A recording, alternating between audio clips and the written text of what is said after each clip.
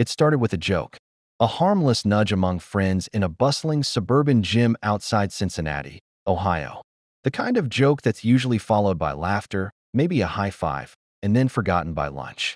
But this time, the punchline fell into the lap of a man who hadn't laughed in weeks, and what happened next unraveled something far deeper than anyone could have imagined. His name was Jake Monroe, a 35-year-old single dad of two, with soft eyes that carried more weight than a man his age should bear. He wasn't the strongest guy in the gym, not even close. He didn't come there to show off or break records. He came to stay sane. Between raising his daughters and working double shifts as an auto mechanic, Jake had little left for himself, except these early morning hours when the world was still quiet, and the pain inside his chest hadn't yet found the words to surface. It was a Tuesday morning, ordinary in every visible way. The fluorescent lights above the squat racks hummed faintly, a subtle soundtrack to the clanking of iron and the grunts of ambition. In the far corner, a group of regulars, military guys mostly, were doing circuit drills, all strength and discipline, barking out reps and banter like brothers in arms. Jake kept to himself, earbuds in, focused on steady breathing and slow sets. That's when the joke came. "Hey, we need a replacement for Jenkins. He's being deployed. How about you, Dadbod?" The voice was teasing, not malicious. It belonged to Travis, a Navy vet who knew everyone by name and made it his job to keep the mood light. Most people chuckled. Even Jake smiled a little, but then something odd happened. Jake pulled out his earbuds, wiped his hands on his towel, and walked over. "I'll do it," he said, not with pride or bravado, but with something softer. Quiet resolve. Travis blinked, not expecting a response. "Wait, you serious?" Jake nodded. "Yeah, show me what you need." The gym quieted a bit. A few guys paused mid-set to watch. One of the soldiers handed Jake a weighted vest. It was part of a memorial WOD, workout of the day, in honor of Staff Sergeant Cole Jenkins, who was leaving for his third deployment the next week. The vest bore Jenkins' name and rank, meant to symbolize carrying a brother's burden. Most of the soldiers took turns wearing it throughout the workout. It wasn't for the faint of heart. Burpees, pull-ups, deadlifts, all back-to-back, designed to push you to your limit.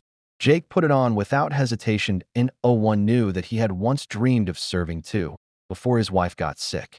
No one knew that the last promise he made to her, just before the cancer took her, was that he'd raise their daughters with strength and integrity, even when the world felt impossibly heavy. No one knew that every rep he did in that gym was for her. And for the little girls who thought their daddy could do anything, the first 10 minutes were brutal. Sweat soaked through the vest. Jake's form faltered. He looked like he might give out. But something about the way he gritted his teeth, the way he whispered names, Emma and Lily, his daughters, between breaths, made everyone watching fall silent. Then, a moment, Jake collapsed to his knees mid-set, gasping. A medic in the group moved to help, but Jake waved him off. He looked up, smiled faintly, and said, "Still got reps left."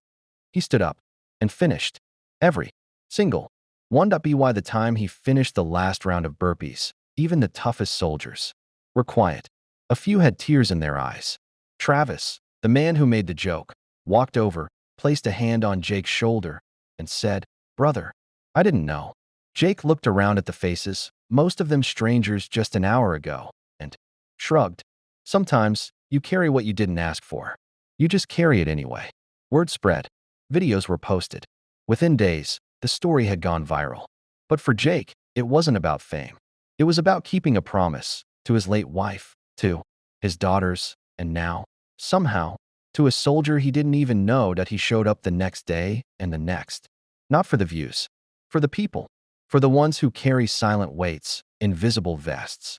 And as he left the gym that first day, Emma, his 8-year-old, ran up and hugged his leg. "You're my superhero, Daddy," she said. Jake knelt, kissed her forehead, and whispered, "I'm just trying to be the man Mommy believed I could be." Jake Monroe never expected that one morning in a gym could change his life. He didn't do what he did for recognition or for any kind of applause. All he wanted was to show his girls what strength looked like. Not muscles or medals, but showing up when it mattered. Following through. Carrying burdens you didn't ask for because someone has to. Because that's what real men and real fathers do. But something shifted after that day. By Wednesday, the video had 12,000 views. By Friday, it had over 1 million. People weren't just watching it, they were feeling it. Soldiers, widows, single parents, kids who lost their heroes. They all saw something in Jake they recognized in themselves. Struggle, quiet courage, love without condition. The comment section filled with tearful messages. My dad passed last year. Jake reminded me of him. As a deployed soldier, watching this gave me strength. That man deserves a medal for being a father like that. But Jake didn't read the comments. He was too busy juggling work, school pickups, and dinners made with whatever was on sale that week. Still, he couldn't ignore what was happening around him. People in town began treating him differently, not with celebrity status, but with respect. The kind that says, I see you now. The gym offered him a free lifetime membership.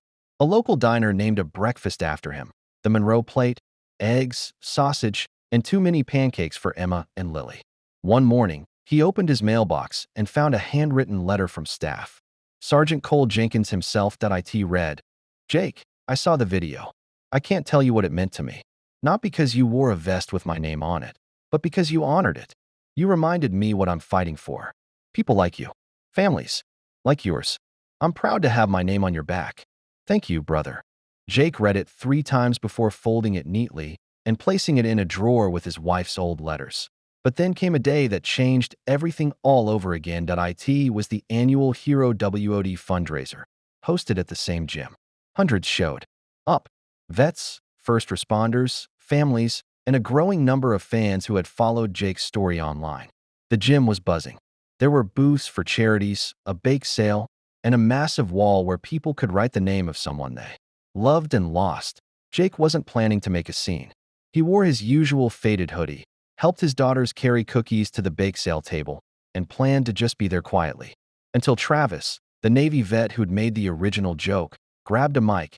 This community has been changed by one man's act of heart and grit, Travis said.